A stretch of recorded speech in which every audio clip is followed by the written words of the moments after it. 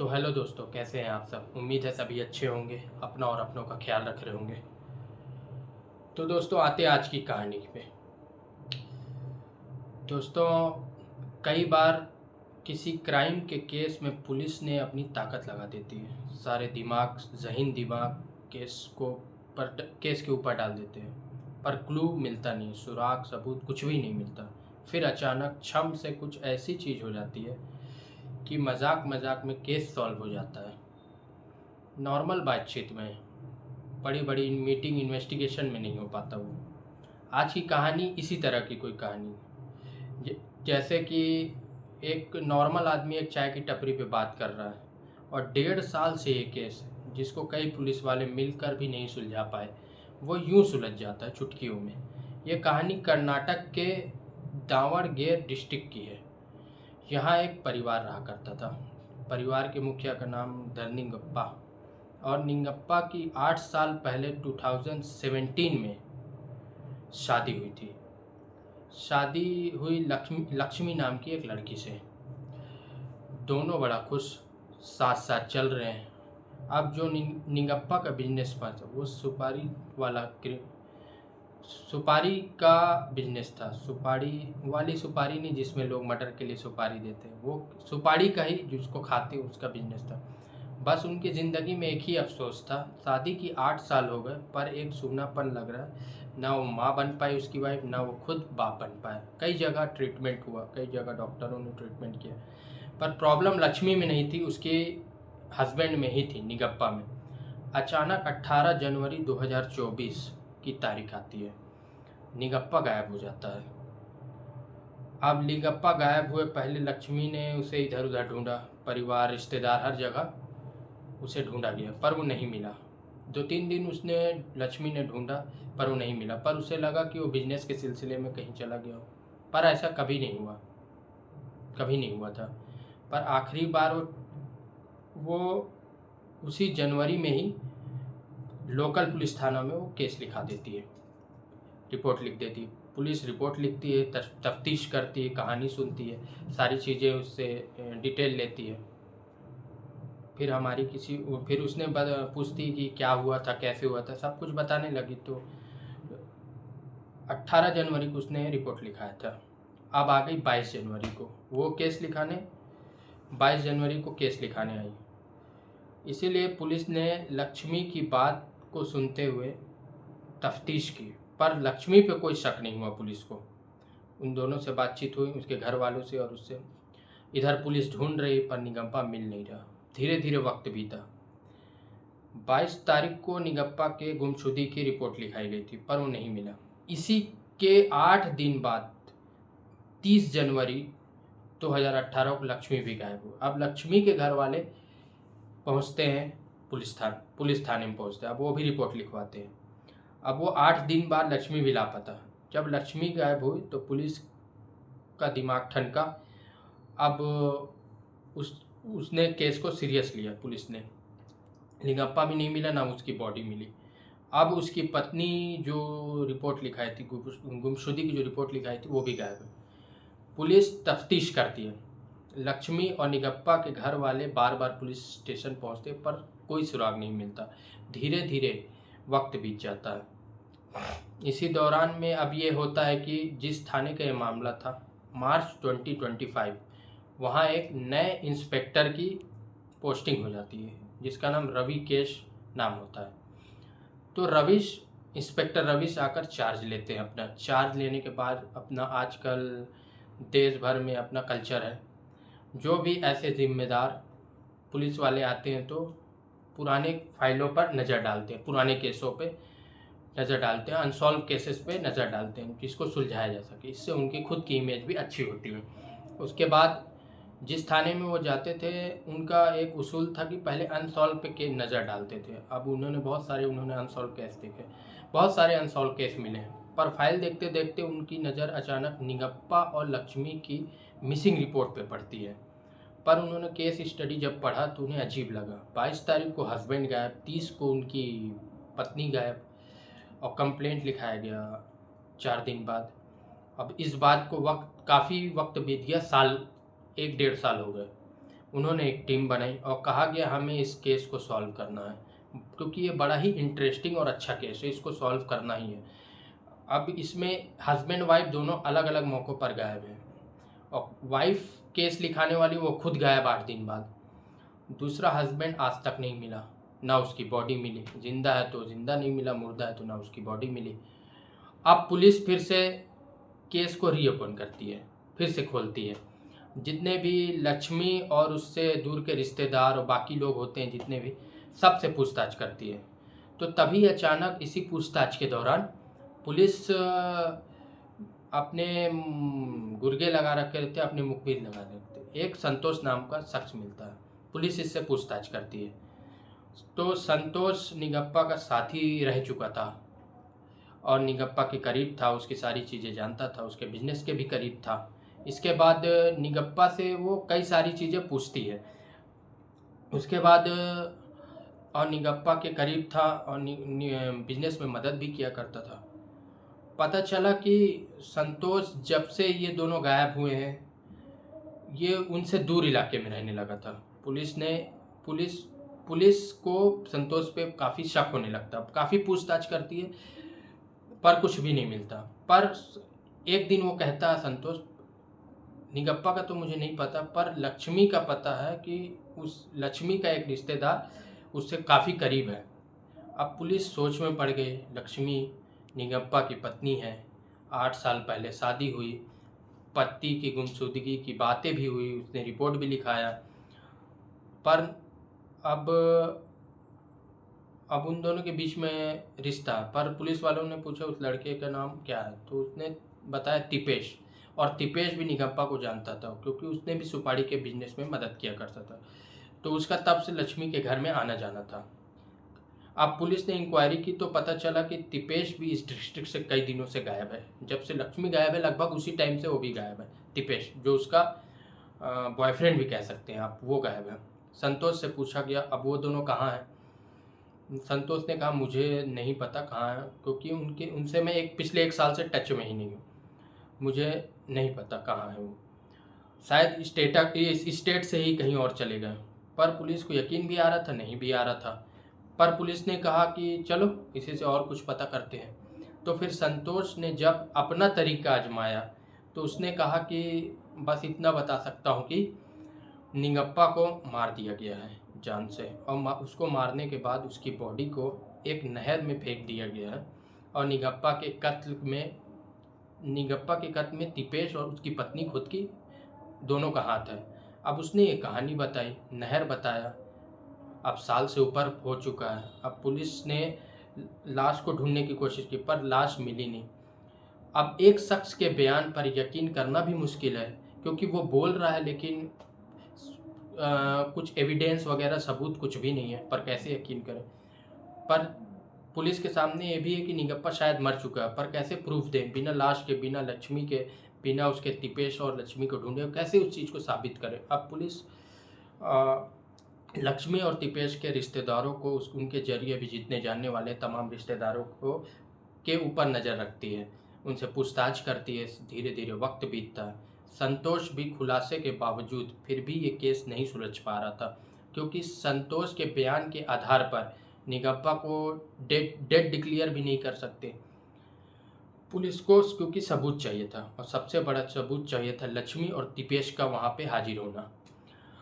अब इंस्पेक्टर रवीश इस केस पर पूरा जोर था, यहाँ तक पहुँचे हैं तो आगे भी पहुँचेंगे। उन्होंने पूरे थाने को बता रखा था कि आँख कान पूरे अपने खुले रखो। पूरे थाने को पता था निगप्पा और लक्ष्मी की मिसिंग केस के बारे में। अब 2025 आ जाता है। इत्तेफाक से 2025 में एक बाढ़ सी आ गई। पत्नी के कत्ल की और पत्नी के कत्ल की इस तरह की कई खबरें आने लगी। इस तरह से इंस्पेक्टर रवीश को करने ये यकीन होने लगे शायद संतोष सही बोल रहे हैं। यहाँ पे जो उसकी मारा गया है उसके निगप्पा को, और लक्ष्मी की गुमशुदगी के 8 दिन पहले ही उसका पति गायब हुआ, और शायद वो मार के भागी हो अपने ही पति को तिपेश के साथ मिलके। अब थाने के सारे पुलिस वाले इस केस पे लगे हुए हैं, लेकिन संतोष के अलावा और कोई क्लू मिल भी नहीं रहा है। इत्तेफाक से इसी थाने में एक हेड कांस्टेबल थे। इन हेड कांस्टेबल के नाम था रिंगप्पा। रिंगप्पा एक दिन थाने से बाहर निकले। थोड़ा सा ड्यूटी से इनको आराम मिला और पास में थाने के करीब जाकर एक चाय की दुकान पर वो बैठ गए। अक्सर पुलिस वाले चाय की दुकान पर बैठते हैं, आना जाना उनका लगा रहता है। अब रंगप्पा की चाय की दुकान पर बैठकर चाय पी रहे हैं। तभी उन्हें एक चेहरा दिखाई दिया जो कि जान पहचान के थे, और देखे और मुस्कुराए। वो एक कैब ड्राइवर था जिनको उन्होंने देखा, और उस कैब ड्राइवर ने पूछा, आप परेशान दिख रहे हैं। तो उन्होंने कहा कि हमारी नौकरी तुम्हारी नौकरी जैसी नहीं, तुम तो अपने मुसाफिर को उठाते हो, अपने मंजिल तक चले जाते हो। हमें जो तनख्वाह मिलती है उसके बदले में केस सुलझाने होते हैं, कई सारी जिम्मेदारियां होती हैं, और ऐसे कई सारे केस हैं जो हाई लेवल के जितने भी केस है सब में करते करते पूरा दिन निकल जाता, रात निकल जाता, पूरा दिमाग घूम जाता, फिर भी वो केस सुलझता नहीं है, इसलिए हम परेशान रहते हैं। तो उन्होंने कहा एक केस है। उन्होंने इंस्पेक्टर आए हैं, उन्होंने एक केस पर सुलझाने के लिए पूरा थाने को ही उलझा रखा है। तो कैब ड्राइवर ने पूछा क्या केस है। तो उन्होंने कहा एक शख्स है निगप्पा, जो मेरे ही डिस्ट्रिक्ट का रहने वाला है, उसकी वाइफ है लक्ष्मी। निगप्पा 18 जनवरी को गायब हुआ। 22 जनवरी को उसकी मिसिंग कंप्लेंट लिखा है उसकी पत्नी ने, और कंप्लेंट लिखाने के 8 दिन बाद वो खुद गायब हो गई लक्ष्मी। अब उन दोनों का पता नहीं चल रहा है। ऐसा करके पुलिस कांस्टेबल ने वो कैब ड्राइवर को बताया। इसी बीच एक नया नाम आता है, रुपेश। किस्मत क्या खेल खेलती है। जैसे ही उसने कहा कि लक्ष्मी और तिपेश, उसने कहा हाँ, मुझे याद आ रहा है कि मैंने उन दोनों को अपने कैब में बिठाया। उसने पूछा कब। उसने कहा कि मैं इन लोगों को यहाँ से कोच्चि लेके गया था, केरल में, और करीब 600 किलोमीटर दूर था वहाँ से उनकी बातचीत हो रही थी। तो तुम कैसे कह सकते हो कि वो यहाँ से चले लेके गए हो। तो उसने कहा एक्चुअली मेरे पास उनका नंबर है, मोबाइल नंबर तिपेश का। तो फिर पुलिस वालों ने उनका फ़ोटो दिखाया, लक्ष्मी का फ़ोटो दिखाया, दोनों का फ़ोटो, लक्ष्मी का फ़ोटो दिखाया तो बोलता है कि हाँ यही औरत थी उनके साथ। अब हेड कांस्टेबल को अब इसी कैब ड्राइवर पर शक होने लगा। एक्चुअली उसने कहा कि मेरा उनको ले जाना, मेरा व्यवहार, मेरा बर्ताव उनको अच्छा लगा, पर मैंने कहा मैं एक cab driver, professional cab driver हूँ। जो भी मुसाफिर मेरे साथ बैठता है तो मैं उससे अच्छे से बातें करता हूँ, अच्छे से सारी चीज़ें, व्यवहार मेरा रहता है। तो मैं अपना नंबर भी दे देता हूँ, नंबर ले भी लेता हूँ, एक्सचेंज कर लेता हूँ, बाद में कभी ज़रूरत पड़ा तो आप मुझे कॉल कर सकते हैं। इस तरह से मैंने उसे नंबर दिया। तो पुलिस वाले ने पूछा कि आप उनका नंबर कैसे आया। तो मैंने एक्सचेंज किया, कभी भी कुछ भी ज़रूरत हो तो आप मुझे कॉल कर लेना। पैसेंजर को मैंने मोबाइल को सेव रखता हूँ। जैसे ही ये बात उसने कही, हेड कांस्टेबल को लगा कि पता नहीं उन्हें क्या मिल गया है। उन्होंने नंबर लिया, भागे भागे गए इंस्पेक्टर रवीश के पास। जिन 2 लोगों को हम तलाश कर रहे हैं सर, वो मिल गए हैं, वो अब आसान हो गया। पता चला वो कोच्चि में है। अब उसी कैब ड्राइवर के साथ पुलिस की एक टीम कर्नाटक के कोच्चि में पहुंचती है, केरल में जो है, और कोच्चि पहुंचती है और उस नंबर के थ्रू उनके घर तक पहुंचती है। घंटी बजाई जाती है, दरवाज़ा खुलता, सामने लक्ष्मी खड़ी थी। पुलिस लक्ष्मी को पकड़ती है। इसके बाद तिपेश हाथ में आ जाता है। इन दोनों को वापस कर्नाटक लाया जाता है, थाने में पूछताछ होती है। फिर पूरे कहानी का खुलासा होता है। 8 साल पहले लक्ष्मी की निगप्पा से शादी हुई थी, 2017 में। शादी के बाद धीरे धीरे वक्त बीता, लेकिन लक्ष्मी माँ नहीं बन पा रही थी। वो लक्ष्मी को माँ बनना था, उधर निगप्पा को पिता बनना था, लेकिन वो बन नहीं पा रहा था। जिन्होंने बहुत सारे डॉक्टरों को दिखाया पर वैसे पॉसिबल नहीं हो सकता। पर लास्ट में डॉक्टर ने जो रिपोर्ट दी, लक्ष्मी में कोई कमी नहीं है, बल्कि निगप्पा में, उसके पति में, और शायद कभी तुम माँ नहीं बन पाओगे और ये कभी बाप नहीं बन पाए। लक्ष्मी उदास हो गई। धीरे धीरे वक्त बीता। इसी दौरान में निगप्पा का जो सुपारी का कारोबार था, कई दोस्त उसकी मदद करते थे। उसमें एक तिपेश था। तिपेश अक्सर घर भी आता, बैठकर ये लोग शराबें पीते देर रात तक। तो इस दौरान लक्ष्मी की तिपेश से दोस्ती हो गई। धीरे धीरे वक्त बीता। इसके बाद अचानक 24 की बात है, ये जो जनवरी का महीना था, इससे पहले 23 में निगप्पा को पता चला कि लक्ष्मी प्रेग्नेंट है, और लक्ष्मी ने ये बात खुद बताई थी निगप्पा को। निगप्पा ये सुनकर हैरान रह गया। उसे लगा कि ये क्या बोल रही है, पर डॉक्टर के हिसाब से तो मैं कभी पिता नहीं बन सकता, ये कभी माँ नहीं बन सकती, कमी मेरे अंदर है, तो ये प्रेग्नेंट कैसे हो गई, गर्भवती कैसे हो गई। उसे शक हुआ। अब उसने लक्ष्मी पर नज़र रखना शुरू किया। थोड़े दिन में लक्ष्मी का भेद खुल गया कि दीपेश का घर आना जाना है। अब उसने निगप्पा ने, अब ये मेरा बच्चा नहीं है जो तुम्हारे पेट में पल रहा, अबॉर्शन करवा लो। लक्ष्मी तैयार नहीं हुई। वो माँ बनना चाहती थी, लेकिन उसने फोर्स किया, और एक रोज़ जब ज़बरदस्ती ले जाकर लक्ष्मी का अबॉर्शन करा दिया। इस बात को लेकर लक्ष्मी को बहुत दुख हुआ। उसे लगा कि अब वो ज़िंदगी भर माँ नहीं बन पाएगी, और उसे बहुत गुस्सा आया और दुख हुआ। और ये बात उसने तिपेश को बताई। तिपेश को भी बहुत गुस्सा आया। अब उन दोनों ने कहा कि जब तक निगप्पा है मैं कभी माँ नहीं बन पाऊँगा, मुझे माँ बनना है, तो फिर क्या करें। तब लक्ष्मी ने ये कहती है कि अगर निगप्पा रास्ते से हट जाए तो मेरी हसरत पूरी हो जाएगी, ख्वाहिश पूरी हो जाएगी। तिपेश ने उसकी मदद की, साथ दिया। 18 जनवरी को 2024 को प्लान के तहत तिपेश, लक्ष्मी और संतोष, इन लोगों ने घर पे एक पार्टी रखी। वहाँ निगप्पा को खूब शराब पिलाया, देर रात तक शराब पिलाया। शराब पिलाने के बाद निगप्पा को मारा, फिर उसकी लाश ले जाकर नहर में फेंक दिया। इसके बाद ढूंढने का नाटक किया, दुख जताने का नाटक किया, ताकि अगले 4 दिन के बाद 22 तारीख को खुद रिपोर्ट लिखवाया, ताकि पुलिस को शक ना हो, किसी को कोई शक ना हो। पुलिस ढूंढ नहीं पाई। पुलिस ढूंढी, बट कुछ भी हाथ नहीं लगा। फिर 30 जनवरी को दोनों तिपेश और लक्ष्मी वहाँ से भाग जाते हैं, कोच्चि, यहाँ केरल जहाँ पे। वहाँ आने के बाद बस जाते हैं। ये कहानी सुनने के बाद पुलिस ने सर्च ऑपरेशन शुरू किए, पर लगभग 1.5 साल बीत चुके थे। अभी ये पिछले हफ्ते की बात है, पर ये उसी टाइम में लास्ट मंडे को ये केस खुला है। तो 22 सितंबर को, अभी 22 सितंबर कहाँ, 18 जनवरी की बात है, लगभग 1.5 साल से भी ज़्यादा हो गए। तो लाश मिलनी नहीं थी, लाश मिली भी नहीं, ना बॉडी मिली, कुछ भी नहीं मिला।